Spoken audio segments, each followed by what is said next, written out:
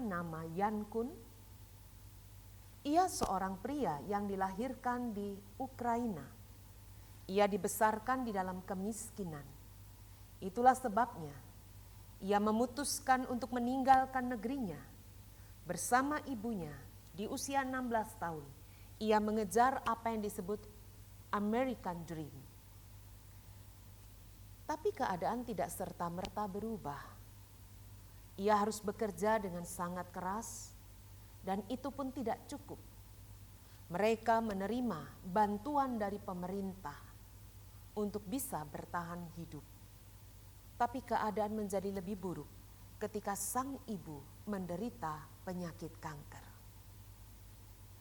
Kun harus kehilangan ibunya.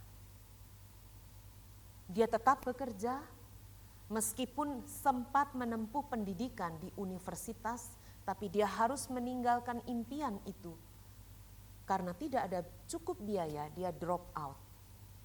Dia bekerja sebagai engineer di perusahaan yang kita kenal sebagai Yahoo.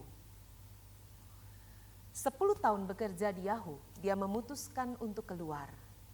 Bersama kawannya Brian Acton, pada tahun 2009, Kun membuat aplikasi program yang bernama WhatsApp. Anda kenal pasti? Dan kemudian mereka menawarkan program itu kepada Facebook. Tapi ditolak. Dan beberapa tahun kemudian kita tahu Facebook harus membeli program itu dengan nilai 19 miliar US dollar atau 247 triliun. Sebuah angka yang fantastis. Mungkin Facebook menyesal menolak menerima mereka ketika WhatsApp belum semahal itu. Yang menarik, sahabat GKI, tahukah Anda, di puncak kejayaan Yan Kun, ia memilih untuk datang ke tempat di mana ia biasa antri untuk mendapatkan makanan, jatah pemerintah. Di situ ia berdiam dan merenung sampai ia meneteskan air mata. Ia teringat ibunya yang tidak bisa menikmati apa yang hari ini ia bisa peroleh. Sahabat GKI, kadangkala kita perlu berhenti sejenak di titik-titik tertentu dalam hidup kita. Kita bisa melihat ke belakang dan kita boleh mensyukuri bahwa hari ini kita ada tidak lepas dari pemeliharaan Tuhan.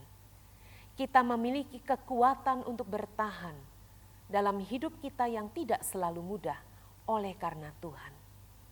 Baiklah kita melihat apa yang ditulis oleh Ulangan pasal 8 ayat 2. Ketika Musa mengatakan, "Ingatlah kepada seluruh perjalanan yang kau lakukan atas kehendak Tuhan Allahmu di padang gurun selama 40 tahun ini dengan maksud merendahkan hatimu dan mencobai engkau untuk mengetahui apa yang ada dalam hatimu, yakni apakah engkau berpegang pada perintahnya atau tidak."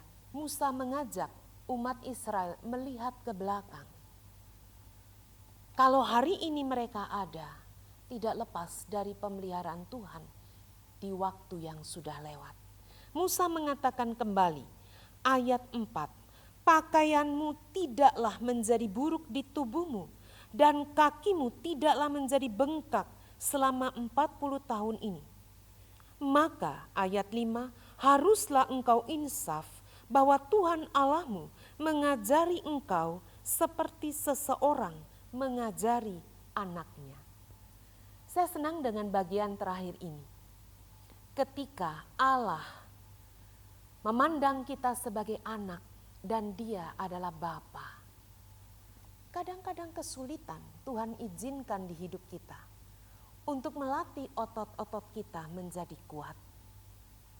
Mari berhenti sejenak untuk dapat mensyukuri segala yang Tuhan berikan dan melihat ke depan akan kekuatan yang masih terus bekerja di dalam diri kita melalui kehadiran Tuhan. Terima kasih telah menyaksikan program ini. Jika program ini memberkati Anda, kami mengundang Anda untuk membagikan kepada kawan-kawan Anda di jejaring sosial Anda. Kami mengundang Anda pula untuk bergabung di channel khusus Sinode GKI, di YouTube, like fanpage, follow di Twitter dan Instagram, dan website khusus Sinode GKI. Saya Lindawati Nismanto, salam GKI, Genta Kasih Indonesia.